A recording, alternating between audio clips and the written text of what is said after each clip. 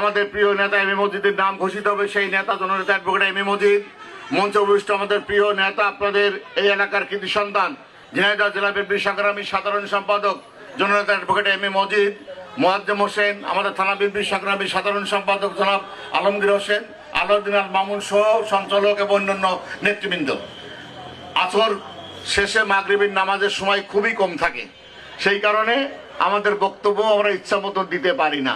2-5 মিনিটের মধ্যেই শেষ করার চেষ্টা করবো ইনশাল্লাহ। আপনারা সব ভালো আছেন তো? না ঝিমিয়ে গেছেন? ঝিমিয়ে যাননি তো? আচ্ছা, আপনারা ভালো আছেন, আমরা ভালো আছি। শোনেন ভাইরা আমার, আজকে সারা বাংলাদেশে 237টি আসন ঘোষিত হয়েছে,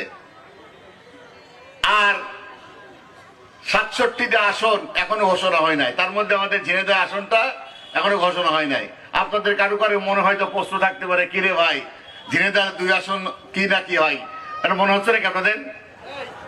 আমাদের পরিষ্কার করে বলে দিয়েছে অনেক নেতারা, আমি আপনাদেরকে বলি, ঝিনাইদহ 2 আসন। এই ঝিনাইদহ আমরা পরীক্ষিত বিএনপি নেতা কর্মীরা, আমরা সম্মিলিতভাবে আমরা সবাই মিলে আমাদের প্রিয় নেতা এম এ মজিদকে অনেক আগেই আমরা ঝিনাইদহ 2 আসনের এমপি হিসেবে, এই ঝিনাইদহর মানুষ আপনারা আমরা সবাই এমপি হিসেবে মনে প্রাণে মেনে নিয়েছি। ঠিক কিনা বলেন? উত্তর দেন ঠিক কিনা? এই বিষয়টা আমাদের প্রিয় নেতা আগামী দিনের রাষ্ট্রনায়ক তারেক রহমান সাহেব আমাদেরকে অনেক আগেই আশ্বস্ত করেছেন। আমরা জানি যে জোটের সাথে আমাদের বিভিন্ন আলোচনা চলে, জোটকে সন্তুষ্ট রাখার জন্য কিছু কৌশলগত কাজ করতে হয়। সেই কারণেই ঝিনাইদহ 2 আসন এবং আমাদের কালীগঞ্জ এবং শোলকুপা আমাদের এখন কিন্তু ঘোষণা করা হয় নাই।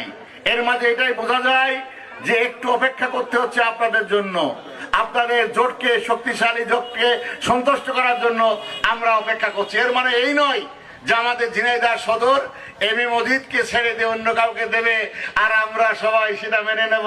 এটা কি হতে পারে? ইনশাআল্লাহ আপনাদের আশা পূরণ হবে। দ্বিতীয়ত কথা হলো এই যে এই 4টে ইউনিয়ন মিলে আপনারা একটা থানা করতে চান, এটা আপনাদের মনের কথা, ঠিক না? আমাদের প্রয়াত নেতা মশিউর রহমান সাহেব এই 4 ইউনিয়নে অনেক উন্নয়ন করে গেছেন এবং ওনার ইচ্ছা ছিল যে এই 4 ইউনিয়নের সমন্বয়ে একটি থানা হলে খুব ভালো হয়।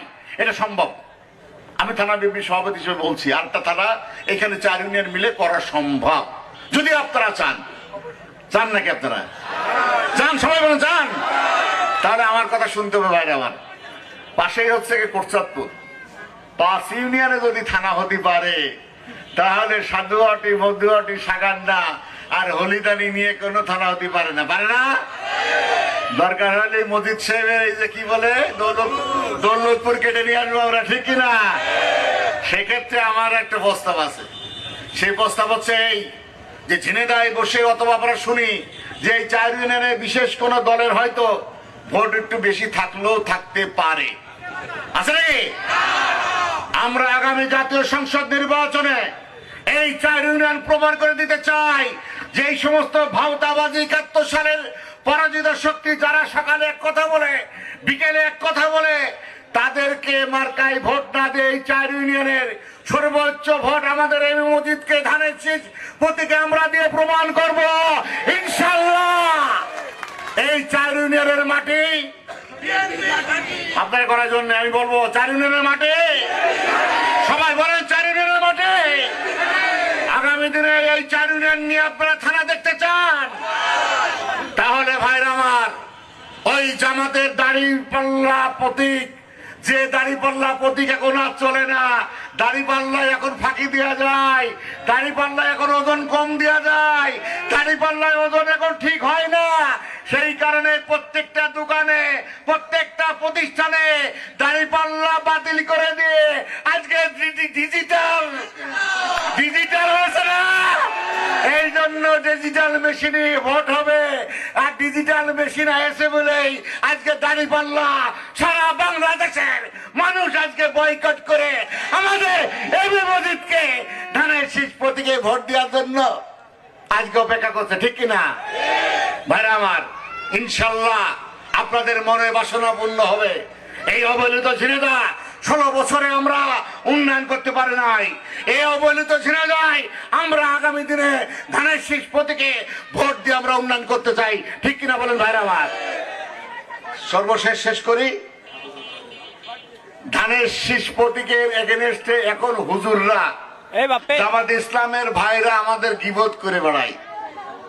গত 22 তারিখে জামাতের একজন কেন্দ্রীয় কর্ম পরিষদের সদস্য সাবেক এমপি শাহজাহান চৌধুরী বলেছেন, উনি বলেছেন যে আমরা যা চাইবো প্রশাসন সেইভাবে চলতে হবে, আমরা যা বলবো পুলিশ দারোগা তাই শুনতে হবে, আমরা মামলা করলে মামলা নেবে, আমরা জামিন করলে জামিন হবে। ওনারা ক্ষমতায় এখনো যান নাই, ওনারা এখন ক্ষমতা দেখাতে চান। ওনারা এই সাধুহাটি এবং গান্না হাট এখন দখল করতে চায়। ওনাদের নাকি পয়সার লোভ নাই, ওনারা ভিজিএফ কার্ড ভাগ করতে চায়, ঠিক কিনা? এই ভণ্ড দেশ থেকে আপনাদের উদাত্ত আহ্বান জানাবো, এই ভণ্ডদের থেকে আপনারা সাবধান থাকবেন।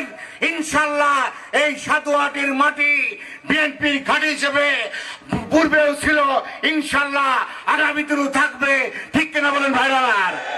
সবাইকে আন্তরিক অভিনন্দন এবং ধন্যবাদ জ্ঞাপন করে ইনশাল্লাহ আগামী জাতীয় সংসদ নির্বাচনে আমাদের নেতা এম এ মজিদকে এমপি হিসেবে আমরা জাতীয় সংসদে পাঠানো পর্যন্ত প্রত্যেকে ধানের শীষ প্রতীকে কাজ করব, এই প্রত্যয় ব্যক্ত করে সবাইকে আন্তরিক অভিনন্দন ধন্যবাদ জ্ঞাপন করে আমি আমার বক্তব্য শেষ করছি। খালেদা জিয়া জিন্দাবাদ, শহীদ জিয়া অমর হোক, আগামী দিনে রাষ্ট্রনায়ক তারেক রহমান জিন্দাবাদ।